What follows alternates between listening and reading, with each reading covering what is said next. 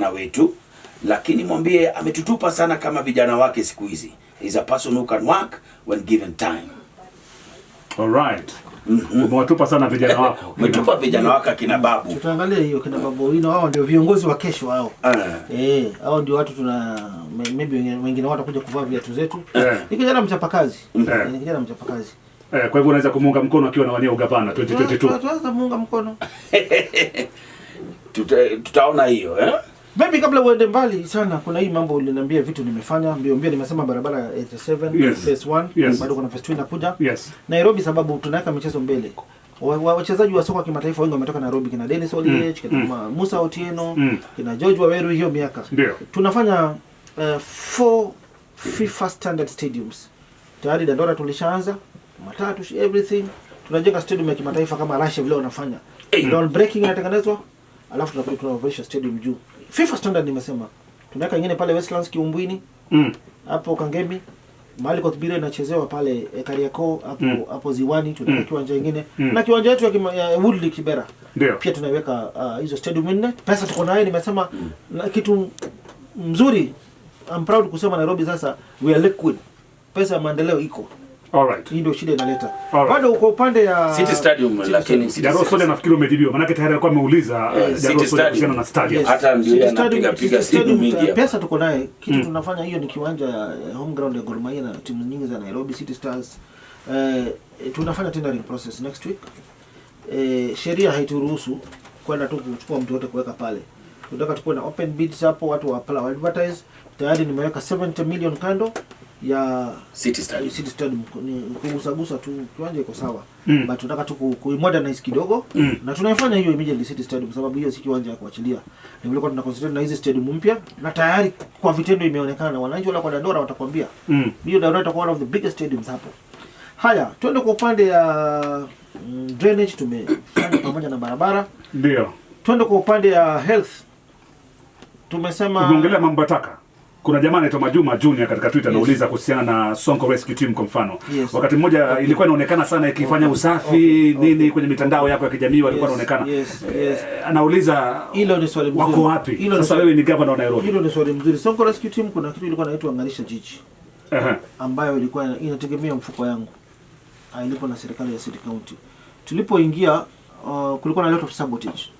Contractors wengi wale ambao nilipigana na wao nikiwa senator kwa sababu najua ukora ile walifanya collect takataka. Tulisema sasa tutakuwa careful. Nikawaita nikawapea pesa kidogo kama milioni 100, mrudi mkokote takataka, wakasema hii pesa ni kidogo. Hatutarudi kukota takataka sisi. Wengi wao hata wakapatikana wakiokota takataka, wakichukua takataka wanakuja wanaimwaga CBD, wanamwaga Ngong Road, wanapanga pale statue ya Dedan Kimathi Tomboya Street, alafu wanaipiga wanachukua media wawili watatu wafisadi, wanapiga picha wanaweka kwa gazeti kesho yake, wanaweka kwa TV kesho yake, Sonko afanye kazi, na ni vitu ambayo imekuwa created. Lakini sasa serikali ya Nairobi iko fully operational. Mambo lazima yananiwe kiserikali, si kwa Sonko Rescue Team. Sonko Rescue Team itaendelea kusaidia watu. Tayari kuna mabasi 15 zinakuja za kuendelea kusaidia watu bure, mazishi, vitu kama hiyo. Lakini sasa niko na serikali yangu, a working government. Mambo ya Sonko Rescue Team kwa county tumesimamisha. Juzi County Public Service Board wametupatia nafasi zaidi ya 1000 ya kufanya recruitment ya casuals on 3 months basis. Hiyo inakuwa renewed hiyo program yao. Sijakuwa na nia mbaya, lakini kwa payment ya kwanza ile tulianza tulipata kuna ufisadi imefanyika. Nimesimamisha officers wangu wawili wa finance, nimesimamisha chief of staff kwa sababu nayo vijana wetu unajua wa siku hizi. Hatuna ubaya na wao. Lakini kuna vijana kama 60 out of vijana 1200 ambao walifungua account zaidi ya 7. Wengine wakafungua account zaidi ya 6. Wengine wakafungua account zaidi ya 5.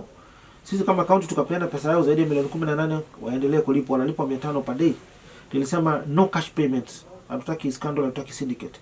Kila casual afungue account, ikuja kwa chief of staff forward list kwa finance department hizi account zimefunguliwa, waweke kwa system, ndio watu wanalipwa kama wafanyikazi. Pesa inatoka treasury, bank direct kwa casual.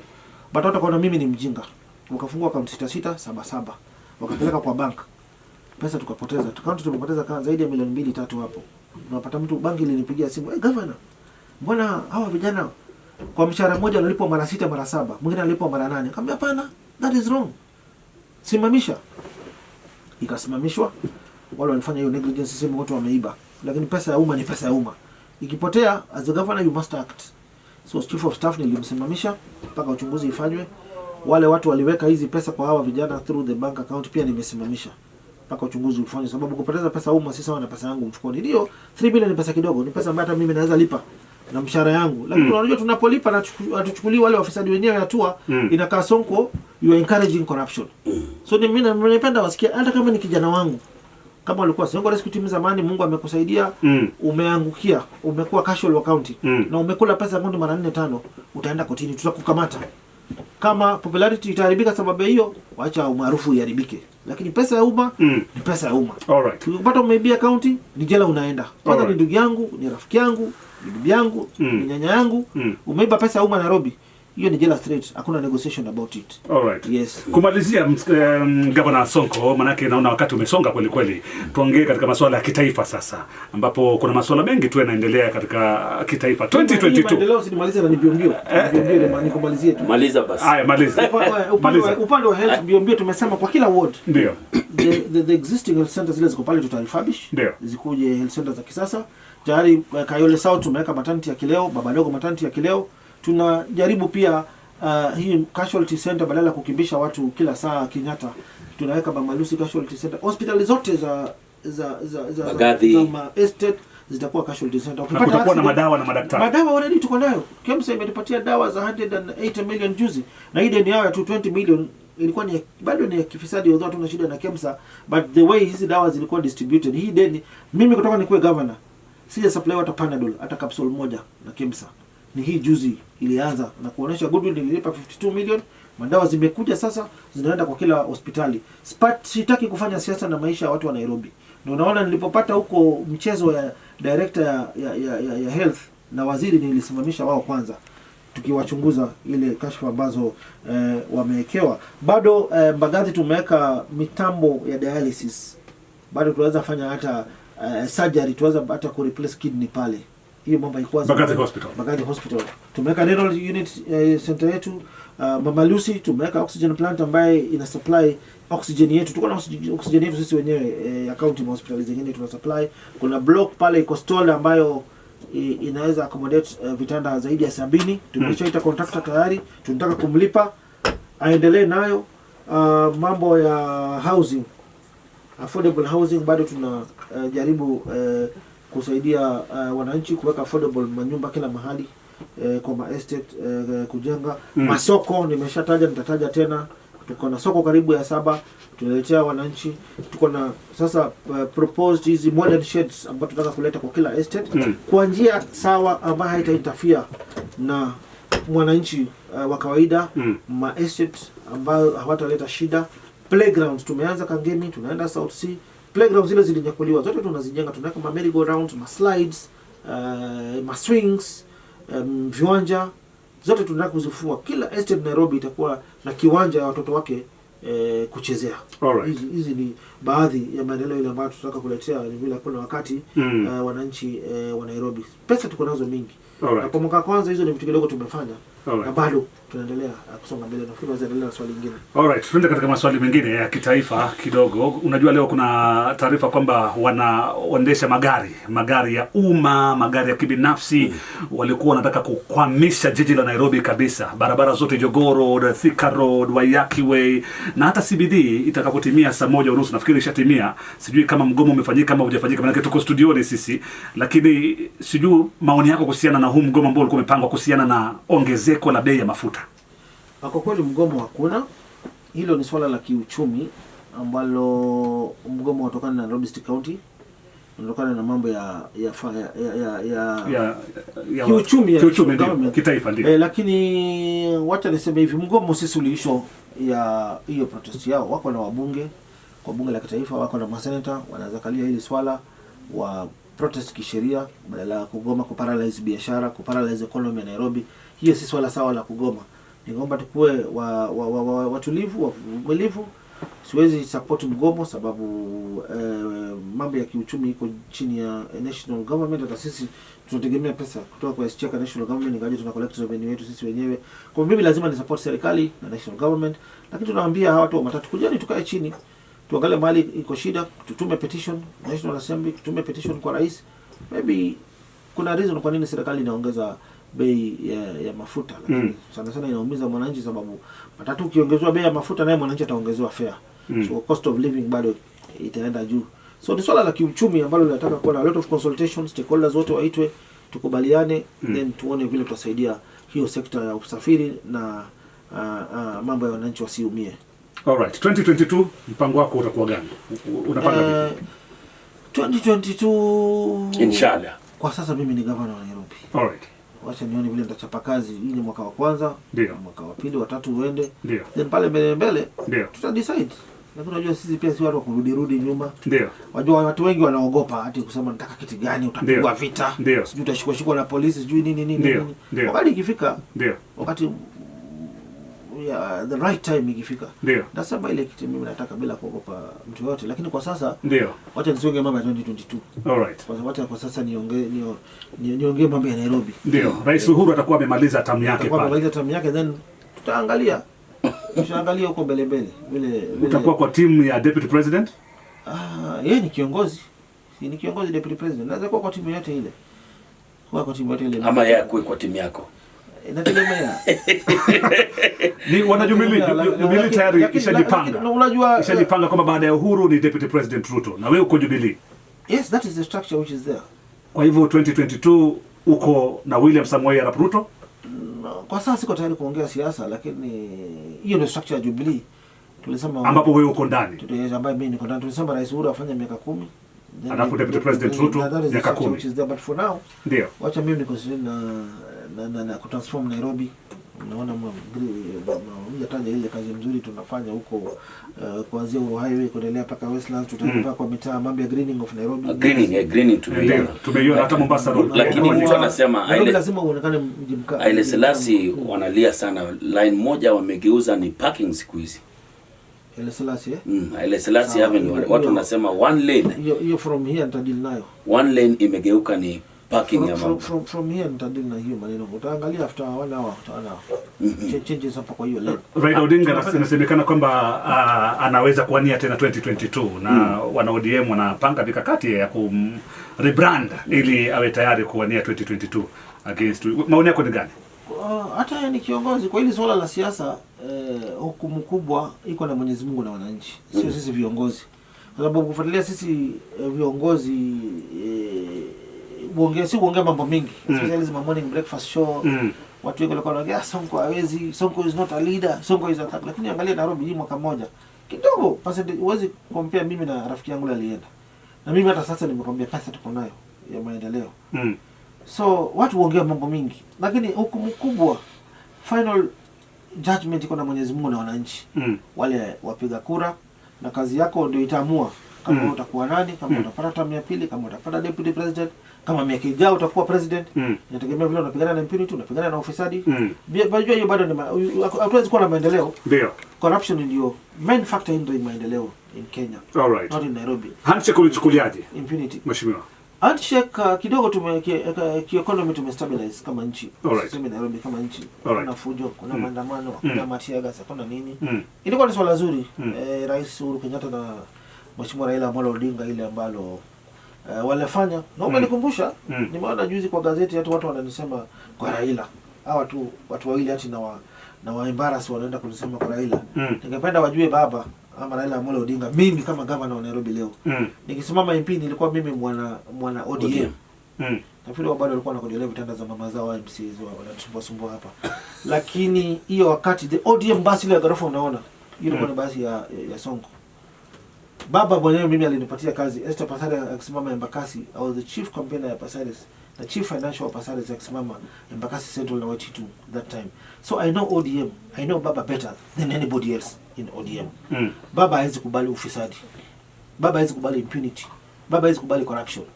Na nimesema hizi documents nawaachia. Hii ni uwizi ya mali ya umma. Part of the 21 billion Kidero alikula.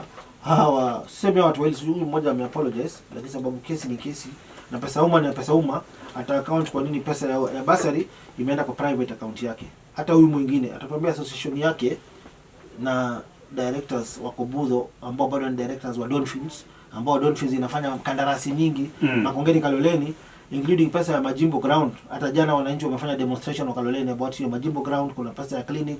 Akienda kwa media mkimpa speaker anaongea mambo mingi sababu pia mimi sipewi time. Napenda mahali akienda hata mimi niitwe nifanye clarification zangu, sababu hata mimi niko na evidence zangu ambazo naweza ku-explain, sio inaenda one sided, mtu mmoja anapewa kushinda mwingine.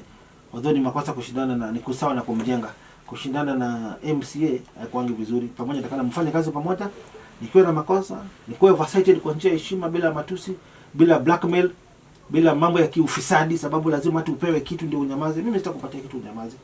Yes, mimi ndio tutapambana my friend. Tutakupatia kitu ndio unyamaze. Kama wewe ni mfisadi, ufisadi wako usiniletee. Sababu nimekataa ufisadi, ndio unakuja tu uonesha Wakenya unajua kuongea sana kushinda wale. Kwa nini 122 MCAs ndio wanashinda na mtu mmoja ama wawili? Why? So tutaendelea kuheshimiana na bunge la kaunti ya Nairobi, kwa heshima ile ninapeana pia nitajeshewe. Na sitaenda tena matusi tena. Alright. Sababu mtu atukana na mama yangu tena. Alright. Yes. Alright. Asante sana Governor Mike Sonko. Umesema kwamba iwapo mtu anakupigia kuhusiana na masuala ya impunity ama masuala ya ufisadi ajue kwamba atakuwa recorded. Nitamwanika. Utamwanika. Lakini akupigia kuhusiana na masuala ya kazi ni sawa. Na unajua simu atakuwa recording more throughout. Sio tu mnakwambia kitu fulani was na hapo ni pop. That is all. Ndani ya fight impunity. Ndani kabisa. Sasa mtu akikupigia simu kama yule mtu alianza January. Gavana takupatia 50 million. Maliza hii maneno. Nikamwambia wewe hii mambo acha. Na mimi kuja na pesa kwangu nitakushika. Kuangalia umri yake sikutaka mambo mingi. Ndio. Sikutaka mambo from January. Ndio. Sikutaka mambo mingi. Ndio. Na aski. Kuna menda akakuja kuona kama sasa wacha nimsikize. Labda ako na proposal ya kutoa ghorofa mbili za juu. Kitokaza anambia tu ile mazungumzo yetu ya zamani ile 50 million mimi niko tayari. Bank regulations zime change, but for a start, to show good, shika 1 million. Then the following day, because ilikuwa ni Eid, on Wednesday alikuwa afanya another 3 million a day. Asubuhi 1 million, lunchtime 1 million, jioni 1 million. Iko yote kuna hizo. Hiyo ni evidence yetu, sitaki kuingilia sana. So governor ukianza kuchukua pesa ufisadi, wewe tutakuwa tunaelekea wapi kama county? Ndio. Jamani, kama governor anakubali kuiba. Ndio. Kuiba revenue. Ndio. Tumalizie Kivumbi leo neno lako kwa watu wa Nairobi. Tusingekuwa na hii pesa ambayo nasema tuko nayo. Kwa kila sector tuko na pesa, health tuko na pesa, kila mahali billions za Nairobi sasa zinaonekana. Alright. Yes. Alright. Zinaonekana. Unamwambia nini watu wa Nairobi? Kimalizia. Watu wa Nairobi ningeomba tuvumiliane na washukuru mara nyingine kwa kunichagua mimi kama gavana wenu. Ofisi yangu iko wazi. Tupigane na ufisadi. Tupigane na impunity. Tusipopigana na ufisadi na impunity, tunaelekea tu pale mahali rafiki yangu alikuwa. Lazima tupigane na impunity. Impunity ni sawa na cancer. Corruption ni sawa na wagaidi. Ni sawa na terrorist. Na hii vita CPR vile wengi wanasema. Si political mileage vile wengi wanasema. Time will tell. Time will tell. Ukijua kama kwa estate unajua kiwanja ya shule imeibiwa, kiwanja watoto kuchezea imeibiwa, hospitali imeibiwa, nambari ni 0722886600 0722886600. Tuma tu message useme hapa kiwanja imeibiwa. Kwa mfano pale juzi SLC former commissioner of lands mnamjua anaitwa nani? Ndio. Ameweka ukuta playground ya watoto. Barabara 3 kilometers tumefanya pale Olive Hospital Road, barabara safi, carpet zote tumetengeneza. Tunaambiwa tuweze zunguka ndani estate ya South C kwa sababu kuna mkubwa alikuwa commissioner wa lands, anajuana na wakubwa ya polisi, wakubwa ya CID. Ukaenda kuulizwa unashikwa na weko ndani. So nikasema kazi zingine mimi nitazifanya mwenyewe. Wacha niende niwekwe ndani. So mimi nilienda, mimi mwenyewe ndo nimechukua bulldozer na sina apologies ya kumake, nikaangusha hiyo ukuta after kufanya verification, kuangalia tukaona hii ni barabara. Na istosha si barabara peke yake, ni mali ya umma. Na nikapikia consultant huyu mtu tajiri mkubwa sana, bilionea. Wewe hii namna gani? Anambia bana governor, acha nikwambie. Mimi nilimuonya, wajua watu huogopa, ni Wilson Gachanja, commissioner of lands, former commissioner of lands, because niko na ushahidi. Mimi nilionya Wilson Gachanja, achane na hii, ni public road. Na si public road peke yake. Hii ni playground. Alimwambia waache, akaniforce ni process title. Na mimi nika process title. Ushahidi niko nao already. his chief consultant ambaye namjua, niko na hiyo ushahidi wa hiyo already, pamoja na yule ambaye aliprocess hiyo title, pamoja yule aliprocess hiyo title, niko na hiyo ushahidi already. So nikachukulia sheria mikononi kwangu, ukota kaenda chini, na sasa nataka kwenda kuchezea wananchi wa South Sea playground, swings, bembea, swimming pool, mpira. Inatosha kwa kata kiwanja mpira wa South Sea kuchezea. Hiyo ndio nitaifanya. Na si hiyo peke yake, mali ya umma yote tunaikujia, hiyo bado ni part of service delivery. Tulisema tutapigana na corruption, so vita dhidi ya impunity, hii kuanika watu mawafisadi na anika, hiyo bado ni kwangu ni service delivery. Hii